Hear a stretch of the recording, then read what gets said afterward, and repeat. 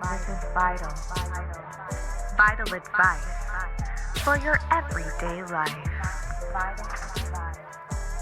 Happy Monday, my loves. I hope you're enjoying your hot girl summer, even if you're sitting in your house in your sweats with a bag of potato chips. You're still hot to me. This week is a life update. It's going to be a story time about something that honestly I hesitated even making into a podcast episode because of just how dramatic it is. It was like Euphoria season finale dramatic, and it happened just a couple months ago. I hesitated making it originally just because I, to this day, have no idea what was true and what was a lie.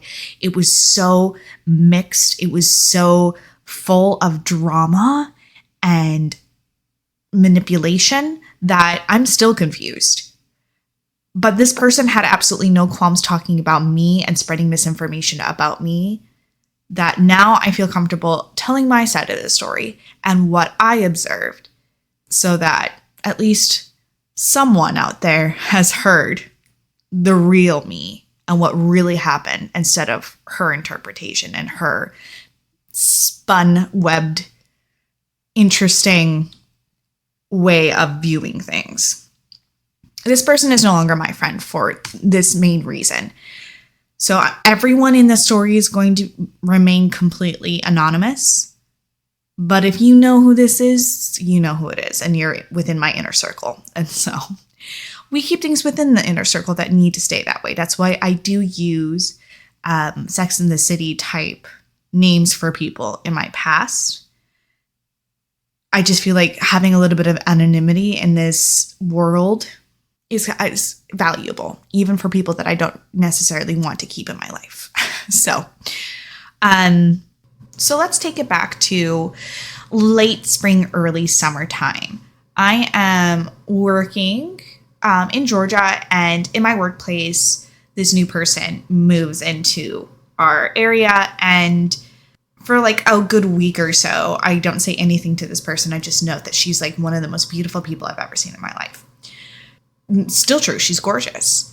I don't ever really interact with her during that first couple of weeks. She's the first to approach me, and she comes up and she's very pleasant, very well-spoken, and has a very good, like, bubbly personality. And so I immediately click with this person because I am also an outgoing, bubbly person. And so, like, sometimes when you just vibe with people, you vibe. We vibed. And the next time we interacted, so like there was the initial interaction, we realized we vibed, and then, we went on to do our job. The next time that we talked was like a couple of days later, and the very first full conversation I had with this person was spectacular, to say the least. Like, she wanted to tell stories. We were having conversations, and naturally in conversations, you'll tell stories about your past. But when she would tell a story, it was rather fantastical in the way that it was portrayed. Very much a display of personal strength and conviction, where the other people, who I guess like you could view them as the antagonist in her story, were very weak, very insecure, and out to get her kind of dialogue in these stories. And when you would hear them, you'd be like, wow, what an awesome story. That's so crazy. I can't believe that happened to you. You would feel like this draw to her because the story was just so fantastic. You couldn't believe that this person had lived this. And that, ladies and gentlemen, should have been the very first yellow flag to this person. When their stories are so far-fetched and so dramatic, and they're telling, and they are hard to believe, you should question whether or not those stories are true, and what part of the stories that is true and what part of the story is made up or fantasized. But that was kind of part of her charm, is she would always end these stories with, why does this always happen to me? I must have like some sort of like someone's out to get me. Like, I don't get why, like, this, I have such bad karma. And so you would believe it because it just seemed like she had really bad things happen to her all the time. And it was always not her fault. She did nothing to provoke this. This was done to her, and she's just this innocent person in the story who happens to be the hero. I enjoyed her stories, and I felt like she was such a unique person because she did have like stories of like, you know, beating people up in the alleys or like hanging off of car doors as while a moving car was going. Like it was crazy cool stories. And you were just surprised that she was still alive. Like, what a miracle. She was also very adventurous. She would go skydiving. She would go partying. So, like, you want to, like, engage with her because it sounds like fun. She sounds like a fun person. Then she started getting us involved in her personal drama at home. She had a roommate who also was a friend, and that friend also was in a relationship. And so she would bring in drama from that living situation and try to get our opinion on it. And it seemed very much like I need advice. But what it actually was is, let me shit talk on these people. So there was one instance that as far as I knew at this point, she was planning on going on solo trips throughout the year because she was trying to get over a really hard breakup. So she would travel to make herself feel better, essentially. When she would go on these trips, she would take lots of like pictures and videos and post it on her Instagram, where she has this huge following of mostly men who enjoy looking at her because she's gorgeous. This is as far as I knew. And then one day she came in and she said, I'm planning on going to this place, and I want to take my roommate, who's also my best friend, with me as a gift for her birthday. And so I paid to get an extra ticket. I paid for her to go as a birthday gift. So I'm not going alone on this trip because I don't feel completely safe, and it would just be great for her. But her boyfriend is upset because he had planned a different thing. And now he's saying that I'm showing him up, and just made her boyfriend look like he was being really petty about it. So I, of course, give my best advice because I don't know these people. I've never met them. And I assume that her interpretation is probably true. But at this point, I just knew that she had purchased a ticket for this person specifically to go with her on the trip. And it was a gift for the birthday. That's as far as I know. A little time goes by, and she asked if I want to go to the zoo. And I don't really like zoos. I've never really liked zoos. So I was kind of like hemming and hawing. I wanted to hang out with this person, but I didn't want to go to the zoo. And so I ended up being like, yeah, I don't think I'm going to go. I'm following her on Instagram, and I see her post of going to the zoo, and there was this attractive guy driving her there. And I commented, ooh, who's that? Assuming that perhaps this was a date, perhaps this is someone she was interested in, and I could acknowledge that he was cute. And she told me his name, and I was like, are you guys dating? And she was like, no, we're not. We're like brother and sister. Do you want me to set you guys up? And I was like, sure, I'm open to being set up. That's fine. So she talks to this person, and the story that I get is that he doesn't want her to tell him anything about, like, he doesn't really like the idea of being set up. But then she showed him my picture, and then he was okay with it, and that he actually did want to be set up with me. That's as far as I knew. The trip with her friend starts coming up, and it seems like there's more and more issues with the roommate being able to go. And so she asked me if I want to go with her. And I was like, look, no, I would rather this be something that you do with your roommate because she was excited to go. It was for her birthday. And she seems like almost disappointed that she spent all this money, which is like honestly understandable, to spend the money and then like have the person not being able to go because of conflicts. But it eventually happens. The trip comes along, and their roommate is able to go. So they go on that trip, right?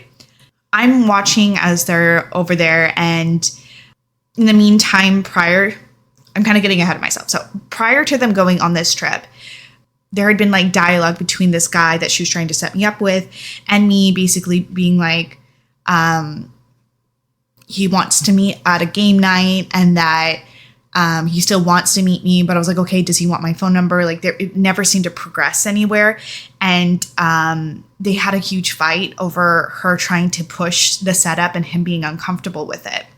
And I was like, look, if he doesn't want to be set up, that's fine. Like, I'm not so hard pressed. Like, I'm not in love with this person. I've never met him. So it's not like no pressure.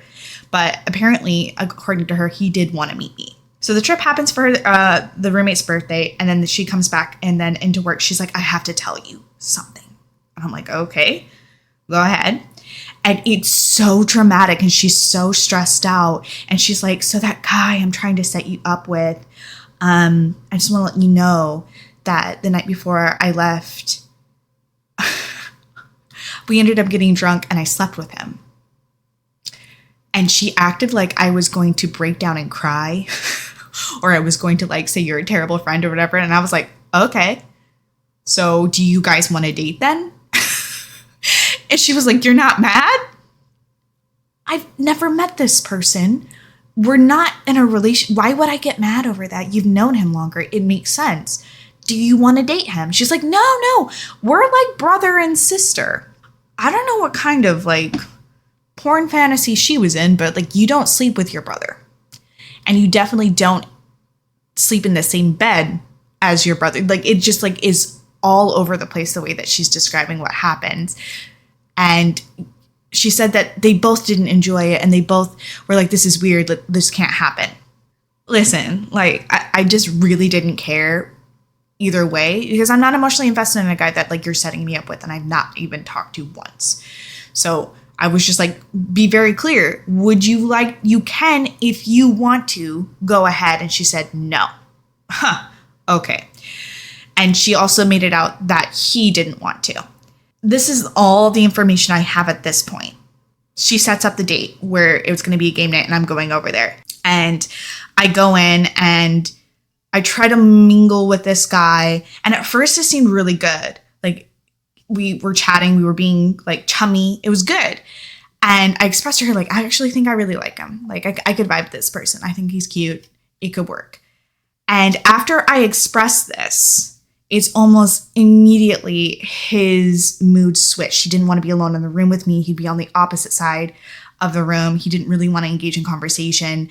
And everyone in the room could tell he was uncomfortable. Everyone could like see it on his face and they were pointing it out. And eventually there was a small fight in a drunken way as he was leaving early. And she ran up to him and she was like, go kill yourself. Like really upset that he had treated me in such a way of not even giving me a chance, basically. On my perspective of this, I could see him on the other side of the room and I could see him withdrawing and I could see that he was not interested. She kept saying, he is interested. He's been wanting to meet you for a while. I don't know why he's acting this way. It's really rude. And I was like, well, he's not interested. But I was told that he was just super shy, very awkward, such an awkward guy. He doesn't know how to date. This is the dialogue I was getting back. So not knowing this person, I'm giving him the benefit of the doubt that perhaps it was just a little bit too much pressure. The next day I decided to give him a chance. So I'm like, okay, well, maybe like he would engage better over text conversation. So I asked her for his phone number. She's like, I'm not even talking to him. So she's like really mad at him, gives me the number. I try to interact. It was actually pretty decent, okay conversation. Over this time period of me trying to talk to this guy just to get to know him to see if we would vibe any better, they apparently have a conversation where he said, this is what she said, that he discovered that when they had slept together that he really didn't love her and that he was glad that it happened. And she took it really personally and cried over it. That is what she told me. As you can tell from my voice, that's not actually what happened. But this is the part of the story that I knew. And I was like, what the fuck? That's such a weird thing to say.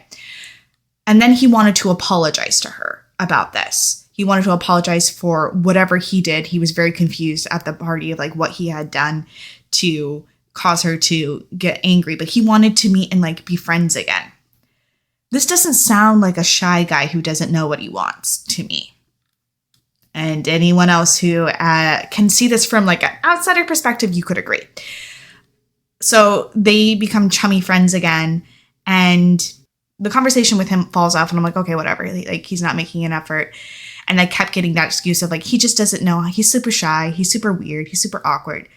All these really weird excuses other than what is obvious to me is that he just doesn't want to be with me. He's very much like made that decision. I keep thinking in the back of my head, by the way that he followed her around that whole party, that he's actually interested in her, that he would actually like to engage in a relationship with her. And the more that I interact with her and the more that I see those two interact together, it's more obvious to me.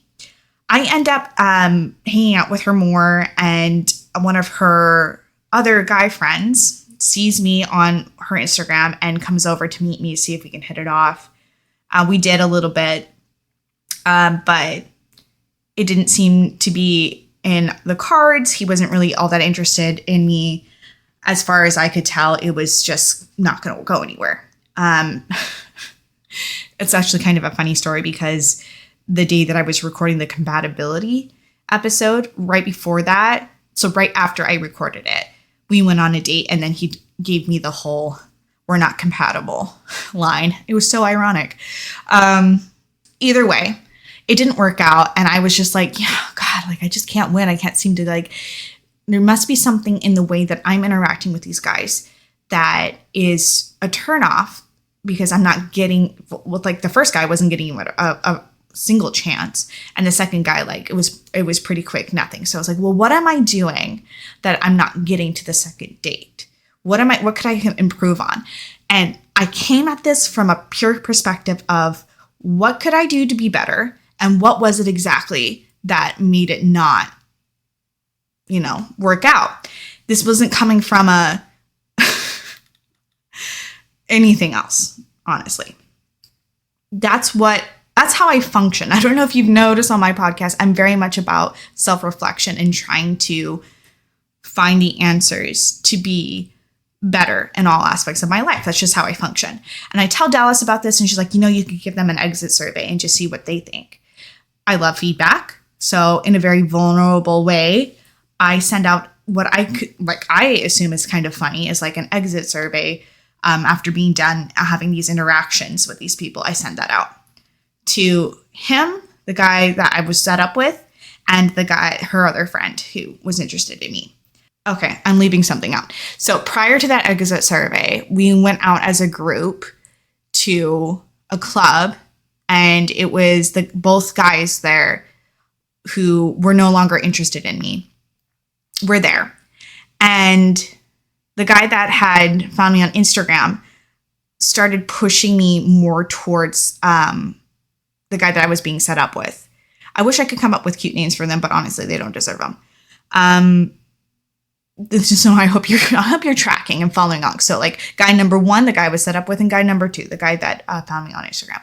Guy number 2 is pushing me towards guy number 1 and trying to get us to like talk and trying to like have us like interact in like a way that could lead to something. Like it seemed very much like he knew something I didn't. Like maybe they had a conversation, and I was really drunk. So in my drunken state, I was like, well, maybe they had a conversation where he wanted to try again. And I was like, okay, that's cool that they, bro code, trying to help each other out. Maybe that's what was going on. I was wearing heels and they were killing me. I don't wear heels very often. And this had been like the first time I had worn heels in like 2 years. So I was like, my dogs were hurting. I get to the point where I'm so drunk and my feet are so sore that I just want to cry. I want to take my shoes off and I want to walk without my shoes, but that's really gross. I don't want to like get stabbed by anything. And so I'm like, can we just go back to the car? And guy number 2 suggests that I do a piggyback. And I'm like, honestly, that would be amazing. And so instead of guy number 2 doing it, which would make more sense because it was his idea, he says, hey, guy number 1, why don't you do it? And I'm like, bet, let's go. Like, I don't care who does it. I just want to be off my feet. And so guy number 1 gives me a piggyback ride, and I'm like really close to like sleep state at this point. I have a few memories of him carrying me. I have a few memories of being in line waiting to get into the club. But most of that night, There's not much there. We get back to their house and I'm like really tired and I end up cuddling up to this guy. And we're both single. We're both able to do so. So I don't see a problem with it. And my friend and guy number 2 are cuddling on the other side. So obviously we're okay with cuddling. Like, what the hell? Like, it's not a big deal. Well, he gets uncomfortable and leaves. And I'm like, whatever, I'm going to go sleep because I'm like drunk and tired. Who cares? And it really shouldn't be that big of a deal, honestly. Yeah, I'm pretty sure that's how that went. The next morning, guy number 2 left sometime in the night. And I just leave and I go and I try to talk to guy number 1 about the night prior. I was like, hey, thanks for giving me a piggyback ride. I'm sure that was really weird. And I tried to test the waters a little bit to see if he's interested. Well, apparently he had gone back over to her house and was just like, I want to let her down. I was so uncomfortable. Which makes me feel bad because, like, I would hate to make someone feel uncomfortable. I was operating under a different understanding. And for me, it was just a miscommunication based off of people pushing in different directions. But for him, he was uncomfortable. And he goes to this girl and asks her to feed him information on how to best let me down easy. Which, fine. Okay, they're friends. However, the conversation that was had between them after letting me down was completely inappropriate, and it was a huge break of my trust on all levels. And it was also very immature, honestly. So he lets me down. I take the L and I'm like, okay, that's good. I turn to Dallas and I'm like, okay, so like obviously I'm like having a hard time reading things and like I could probably improve on stuff. She recommends the exit survey. I send to both. And I get very like run of the mill, I don't know what was wrong answers, which is bullshit. Like, I just opened up a very vulnerable part of myself, allowing you to tell me exactly what it is I'm doing wrong. And I'm asking for that. I'm asking for you to give me that feedback. I'm open to it, obviously. So I can tell that they're not really giving me anything. And I'm like, whatever, what's stupid. That night, I go over to her house. I was invited to come over and like hang. And so I do. And she turns to me and she's like, the exit survey. What? You can't be doing that. Like, that's just too much. You guys weren't even dating. You don't even know these guys. Well, all the stories you tell me about him, I feel like I know him pretty well. And she started talking about how guy number 1 came to her and was like, oh my God, isn't this crazy? And she was like, yeah, it's kind of crazy. And then they get on the phone with guy number 2 and they get engaged in this whole conversation where they're like, yeah, she's a crazy try-hard, essentially, was the conversation. And my friend did not defend me. She agreed and said that she was going to give me a talk about how that, like, you can't do that unless you've been dating them a long time. You can, oh God, I hate it when people do this. You can do it whenever you fucking feel like it. Don't let anyone tell you what you can and cannot do in regards to your own love life. And it was perfectly appropriate giving the feedback that I was seeking. And I was just like completely in shock when she addressed it this way, because it wasn't done in an empathetic way. It was done in a, you're crazy and we need to like get this fixed because it's not okay for you to do that kind of way. And I was just so taken aback. I was shocked and I felt embarrassed and vulnerable. And like, my friend was not there to have my back. She had engaged in this conversation with these other people about me in a way that did not portray me in the best light. And so I had an emotional reaction to it. Naturally, I started to cry. I cried on her bed. I got angry. I was defensive, and I was processing this information the best I could about a conversation had about me, calling me crazy and a tryhard from 2 guys I had already asked to give me vulnerable information and refused to, and instead did it behind my back to my friend who did not defend me. That is what it looked like. And as I'm crying on her bed, she turns to me and says, you're having a very selfish reaction to this. As if this wasn't about me. Like, this whole conversation that happened behind my back was about me. And now I'm reacting to you guys talking badly about me. And that's selfish? Interesting. Very interesting. Considering the amount of times that you've cried to me about things going on in your life, and I validated your feelings on it. I validated your experience. Okay, but I'm selfish. When you do that kind of thing to an empathic person, the reaction is to self-reflect, which is healthy. So I tried to self-reflect of like, okay, maybe I am being a little bit dramatic. Maybe I could tone this down a little bit. And, to them, it did seem too much. I will take the L. That's fine.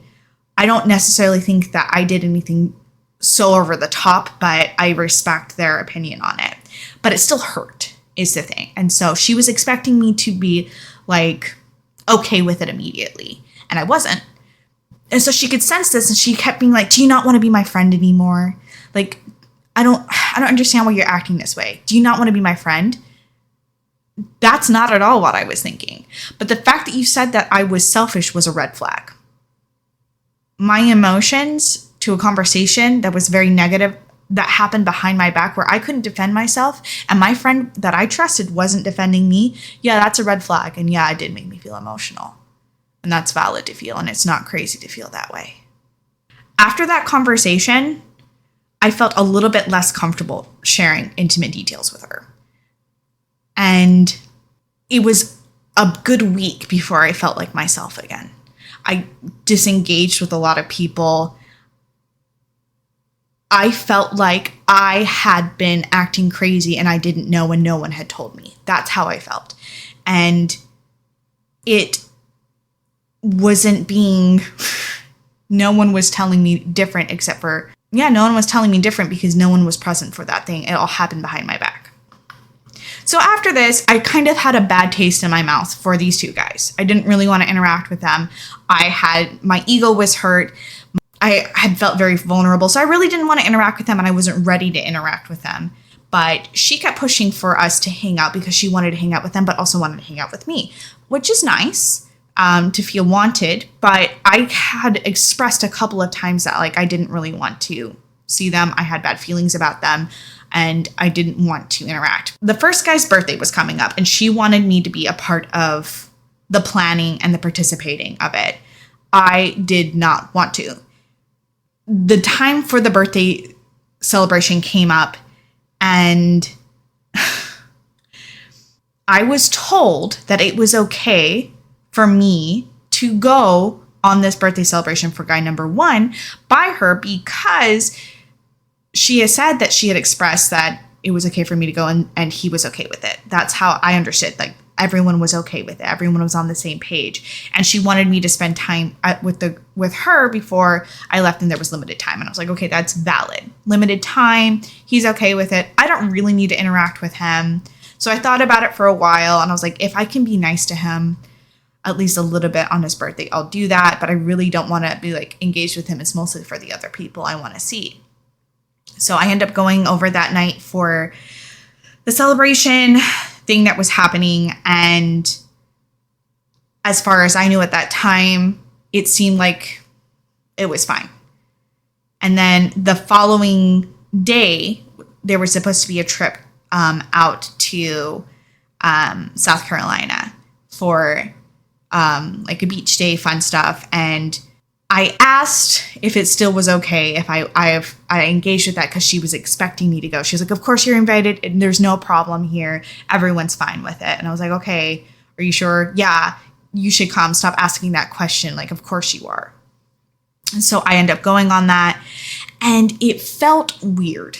Like the whole trip was supposed to be for this guy number one, and she kept making it about her, what she wanted. We were supposed to go to this brunch place that he had planned out the whole trip around going to this brunch place, and she got hungry early. And so she said, we'll do that another time, another time, not on your birthday.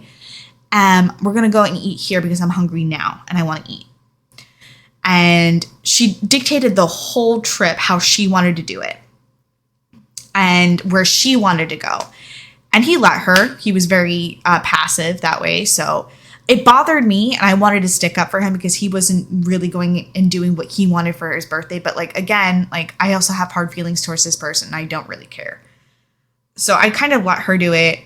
And every now and then she would throw these jabs at him. And it made me uncomfortable because I don't feel like that's appropriate to do, but she felt fine doing it and he took it like a champ. And then this conversation comes up at the beach where she tells him off, basically, about the conversation about way back when he said that he was glad they had sex so that he could learn how much he didn't love her. And he turns to her and he says, "That's not what I said." And it makes me uncomfortable that you're spreading that because that's not what I said. And I'm looking over thinking, wait, that's not what you said? Because that's what she told me? And then it comes out that she had already talked to him about that whole like best friend's wedding plot, that if they're not married at 30, that they would get married to each other. And she, wanted to know about how many kids they could have and like all these like side conversations she had had with this person that she was trying to set me up with. Why was she having these conversations if she really didn't have any feelings, if she really didn't want him that way? It was very manipulative, honestly. And I was watching it and it was making me uncomfortable because he was saying, I never said that I never loved you. I never said that I didn't want to be with you. I was uncomfortable with the fact that when we had sex, you asked if we should just have a kid. What? Yeah. So apparently in this conversation, she said she was joking, but it made him uncomfortable for obvious reasons. And I'm starting to see that everything that she has told me thus far has not been the truth. And that there is a whole other story out there happening. And I'm only getting fed a part of the story to make us feel bad for her. Interesting. So I walk away. I can't listen to this conversation because, first of all, she's being a jerk. And there's a whole other line of conversation going on that I'm shocked by. I'm still trying to have my time to like enjoy with my friends, and I really don't want to interact with him. That was the whole point of this. I don't really want to be like chummy with him. And she keeps trying to get me over by him to sit on his towel and to like be that way. And I was just like, I don't feel comfortable doing that. So by the end of the trip, we're driving back. I'm severely sunburned. I'm like crying in the backseat of this truck, just being like, get me home, just get me home. And I know that she had a surprise birthday cake waiting back home, and I wasn't going to stay. Like I was going to be like, peace out. And so I did. The next week, I was going to get a car. And this is an important part of the story because it really does show how you really need to pick who you rely on. I needed someone to drive me to go get the new car. And she said that she was willing to do that. So I said, okay, what is your schedule for this? And she said, I can do it at 12. So she picked the time. And I was like, great, okay, that's great. I get a phone call from the place, and the guy's coming in on his day off. And so he wanted to schedule a time. And I'm like, okay, well, we can be there at 12. And time starts like going by and it's almost 12 o'clock. And I'm like, where is she? And she sends me a text that she had just gotten done playing tennis with guy number one. The guy that she doesn't want to have a baby with, the guy that she's not interested in is like her brother. Yeah, crazy. And she just wanted to eat. And I was like, you realize we need to be there in 10 minutes. I call her, we're on the phone, and she's like, well, I just need to eat something. And I was like, you know what? I can do this. Like, I don't need you to drive me today. If you really can't make it on time, I'm just going to go. It's fine.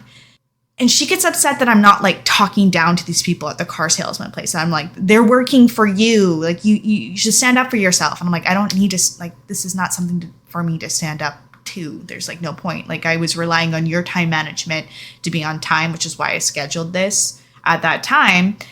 And she was like, well, you didn't tell me it was scheduled. I shouldn't have to tell you when you have set the time. This is on you for setting the time. It's not my fault that you have really bad time management. Like, you knew that this is the time you set. It didn't mean around that time.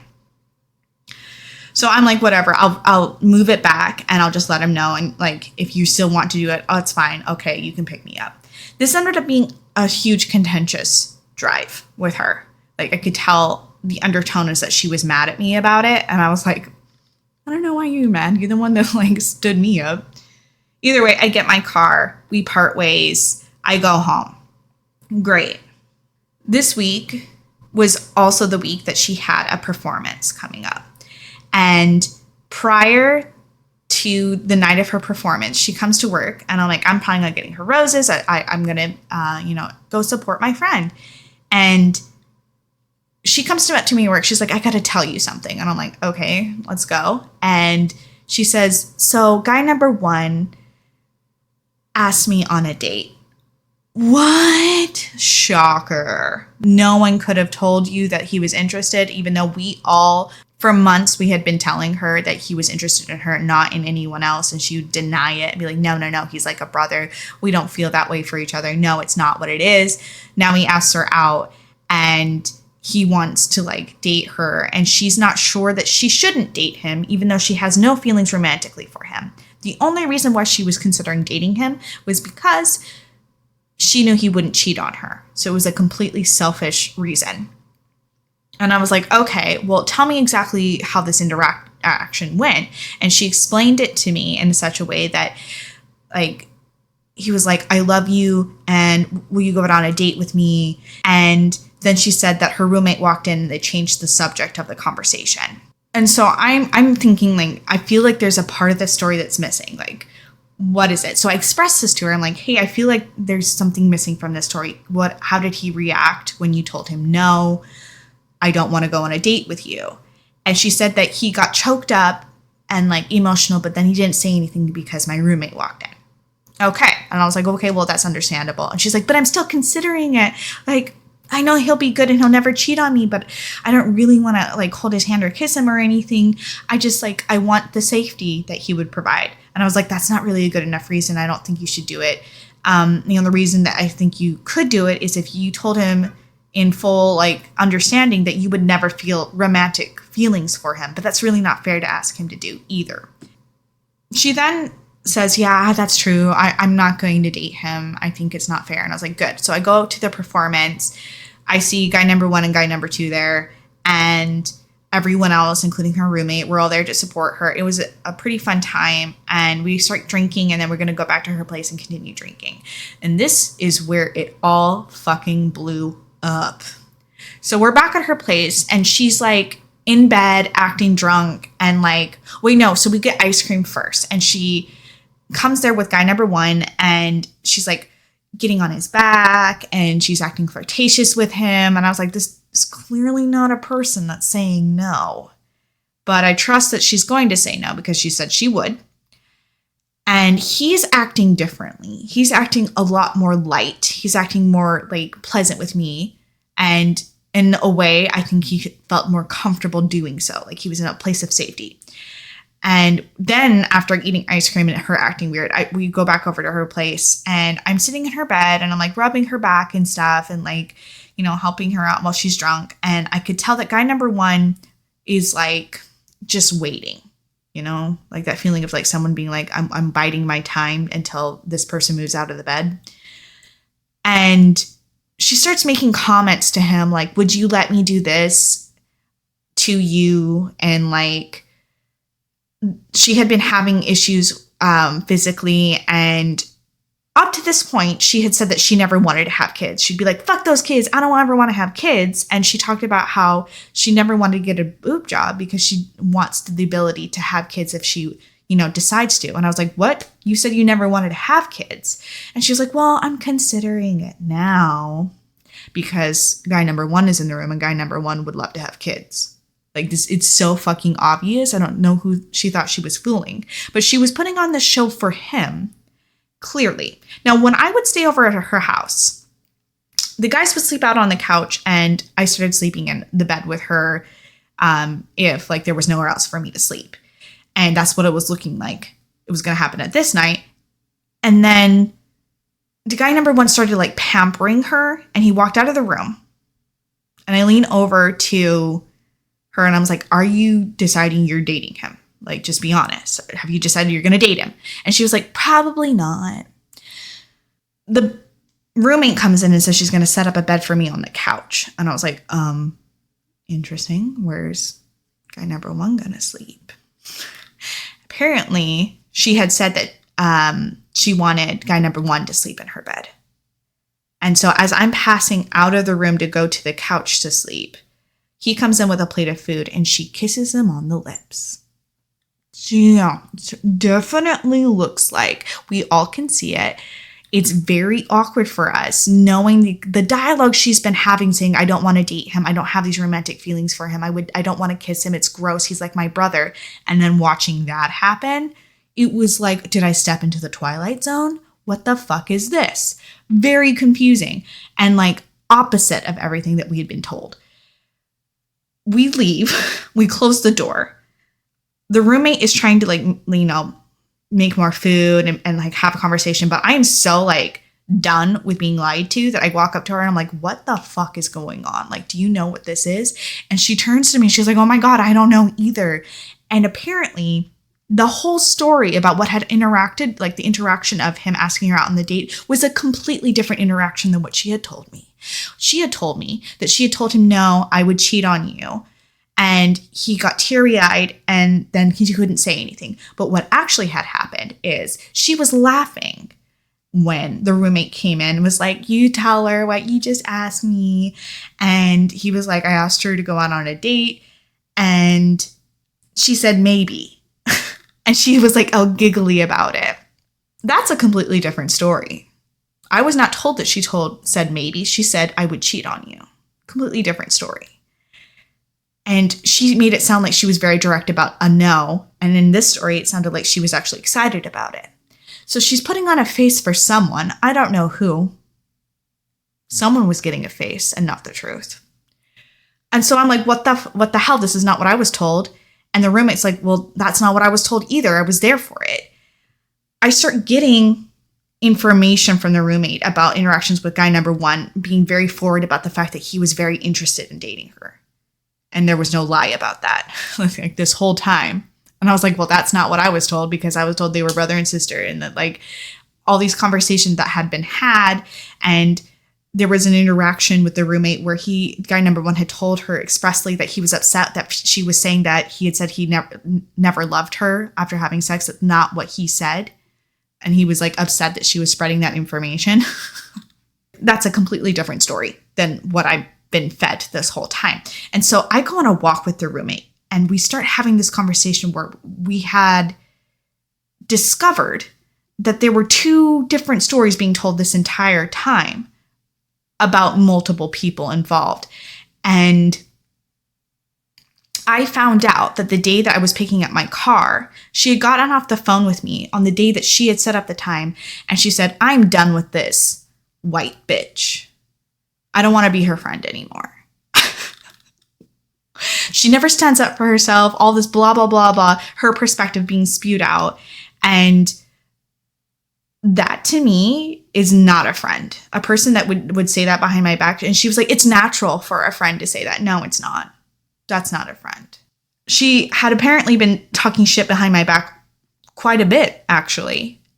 And giving off who knows how many different stories to who knows how many different people. As this story unraveled in front of me, I discovered more and more that this person was fake. This person was a liar. This person was a manipulator. And I could not trust them as far as I could throw them. And this whole interaction that she was having with guy number one was just proof to me that she's not trustworthy, because she was telling us no, but then acting on it. At the end of all of this entire conversation, me and the roommate discovered that the reason why we had never really spent a lot of time together was because she didn't want us to interact alone. And I started to notice that any person that I knew that she also knew, she never wanted me to interact alone with.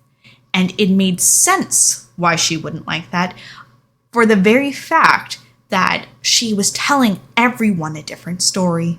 And she was telling everyone a different perspective. And no one was really getting straight to the point about any of it. It came forward that the trip that she had taken with the roommate as quote unquote for her birthday as a present was only given to her because she was trying to go with a guy on that trip. She had already purchased a ticket, which was not what she told me. And she was trying to fill that seat. And so that's why the roommate was going. It was to fill the seat. It wasn't because it was a nice gift. That was a complete lie. It was a lie that she didn't know that guy number one wanted to be with her because he had been trying for like a year to get with her. In fact, they had had an entire date where she tried to convince him not to go on a date with I think, some girl that had like buck teeth, according to her, because she wanted him all to herself. She liked the attention. So she knew that he was interested. That was never a secret. I decided I didn't want to sleep at the house because I did not want to wake up to whatever it was I was going to wake up to, because I knew that he was still going to be there in complete euphoria over the fact that he, got her, or at least that's what she was portraying to him, is that he was going to land her. And I knew that she was saying all this shit behind his back and spreading lies about him, just the way that she was spreading lies about me.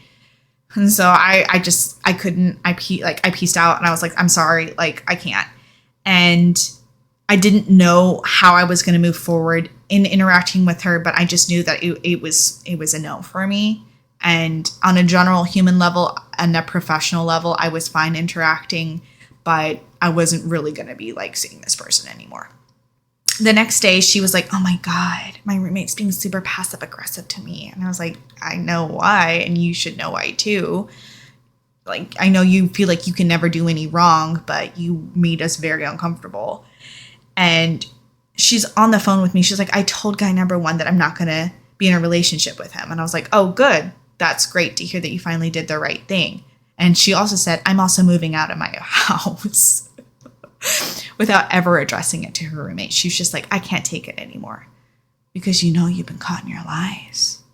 You know that we know. Okay. I was like, fine. Like, you can do whatever. You're an adult. And she tried to like get it out from me what we had talked about on our walk between me and the roommate. And I was like, honestly, like, that's up to her to tell you her side of it. But on my side of it, there's just a lot of things that aren't adding up. And it seems like everyone's getting a different story. There's things that aren't adding up. And she got upset at the fact that I would even question her honesty, given all the dishonest things that she had done. I don't know why she questioned that. But essentially at the end of the conversation of me not being like, of course I trust you. Like, there are things that you did that aren't trustworthy. And she just was like, I don't want to be friends with you anymore. And I was like, okay. And you would think I would be very upset, but I had reached the point where I was like, I can't trust you anyway, so I don't really give a fuck if you're not my friend anymore. Our friend wouldn't say the things that you had said behind my back. And I thought that was like the end of us ever talking. And I was like, whatever, I'm going to be friends with who are like honest friends with me. And she called me at like midnight. And she's like, can I talk to you? And I was like, I'm sleeping. So no, like, I don't really want to talk. And she was like, it'll just be like 5 minutes. And I was like, oh my God. Okay. If it's really 5 minutes, sure. And I answered the phone and she's like, I don't want you to say anything. I just need you to say this. And she started going off on me about all the things that I didn't have a right to be upset over. I didn't have rights to my own feelings. I didn't have anything to feel about towards anyone else who was getting hurt in this situation. And she's like, I'm really sorry that I called you a white bitch. Okay. It sounds like you're really sorry. The way that you're saying it. There was absolutely no empathy. There was absolutely no remorse in what you had said. And yet she just went off. I wasn't allowed to talk. So I just let her go and go. And as she was going, I was like, this person is a fucking narcissist. She is such a covert narcissist. I don't know why it took me so long to realize, with all of these red and yellow flags pointing to the fact that she was constantly the victim, even in situations that I didn't fully understand. She was telling all these stories to make herself look better. And she would constantly try to seek validation from other people and had zero remorse for any of her actions. Classic covert narcissist. So by the end of the conversation, I was like, would you like me to comment anything? And she was like, you can if you want to, but I don't need you to. What a great friend, guys. Like, applaud, a great friend. So I express that I like, these are like the parts that really got to me, and the fact that I couldn't trust her. And I was proud of her for at least doing the decent thing at the end of it. Everything that I tried to express to her, she would cut in, and I was like, I gave you the mic the whole time without interrupting you. You can do the decent thing to me. And I could tell once I had said that, she had checked out and she had stopped listening. She'd be like, all right, okay, sure.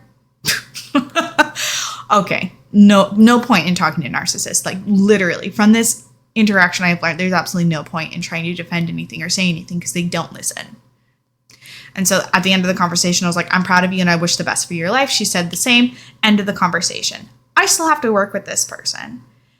And I know for a fact that she said things. I know for a fact she said she turned herself into the victim at work.